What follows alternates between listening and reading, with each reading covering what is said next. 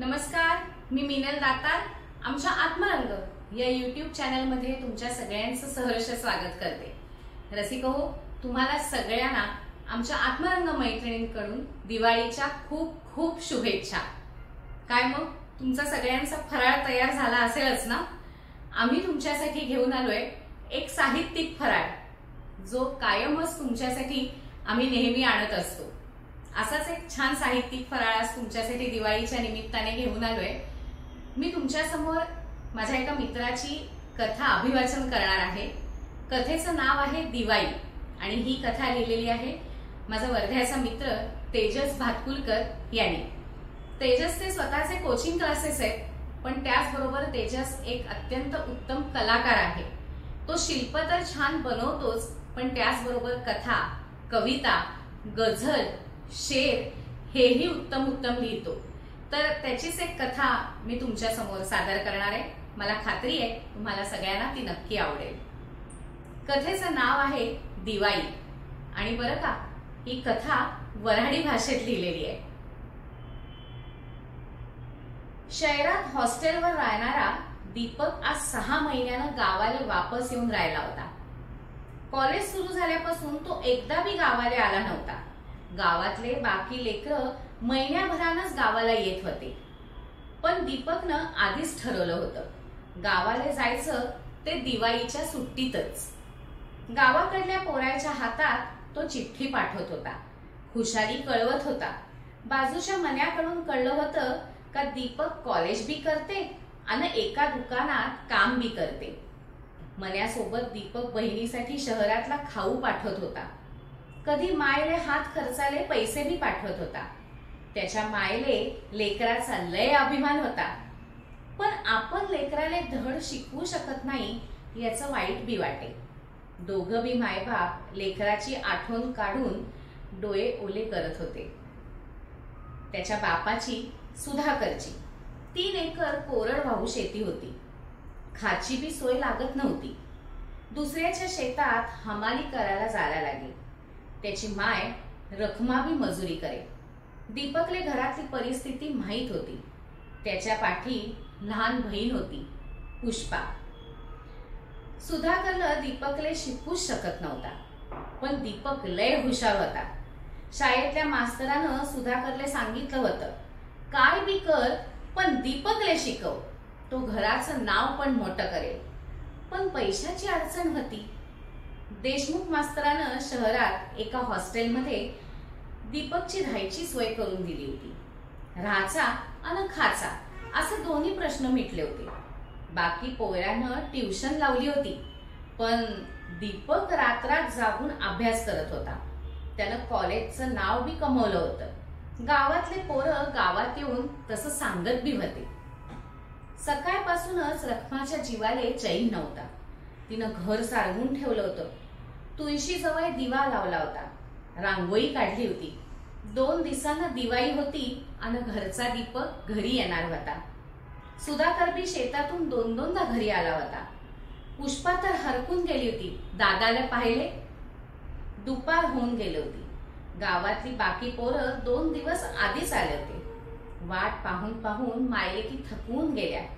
दोघी बी जेवल्या नव्हत्या।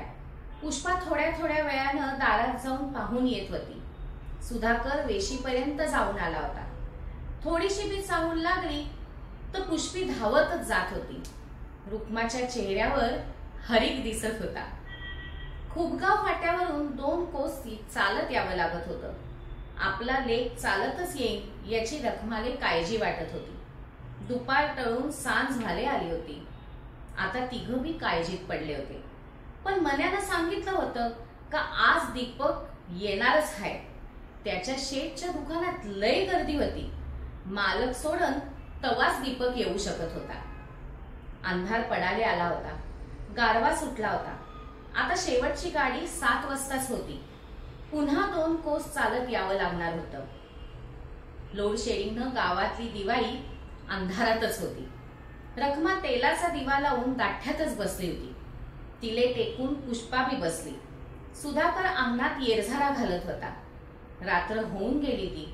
कुत्रे भुकाले लागले होते। आजूबाजूचे विचारून गेले होते। आता दीपक येणार नाही असंच समजे सांगत होते. रुक्माला बी वाटत होतं आता अंधाराचं दीपकनं येऊच नाही. परवाच गावातल्या शिवाच्या अंगावर रानडुक्कर चढलं होतं. विचारानं रुक्माचा जीव वरखाली होऊ लागला. उदास पुष्पी मायेच्या मांडीवर डोकं ठेवून झोपली. तिच्या डोळ्यातल्या पाण्यानं रखमाची साडी वली झाली होती. सुधाकरचा पडलेला चेहरा दिव्याच्या प्रकाशात लख्ख दिसत होता. कुत्र्याचं भुंकणं वाढलं होतं. रुक्माची नजर दूरवर गेली. दूर हलता दिवा दिसत होता. प्रकाश जवळ जवळ येत होता. त्याच्या दुरून डोक्यावर पेटी घेऊन कोणाला तरी येताना दिसलं होतं. गोठ्यातल्या गंगीनं हंबरडा फोडला. रुक्मा हळूच उभी राहिली. पुष्पा दचकून जागी झाली. सुधाकर धावतच गेला. दीपक चालत येत होता. सुधाकरनं त्याला घट्ट मिठी मारली. बापले घरात आले. गाव झोपी गेलं होतं, पण सुधाकरच्या झोपड्याले आता जाग आली होती. पुष्पा दादाले बिलगली. रुक्मानं दीपकच्या चेहऱ्यावरून हात फिरला. आसवायले उधाण आलं होतं. दीपकनं हातातला बॅटरीचा दिवा बापाच्या हाती दिला.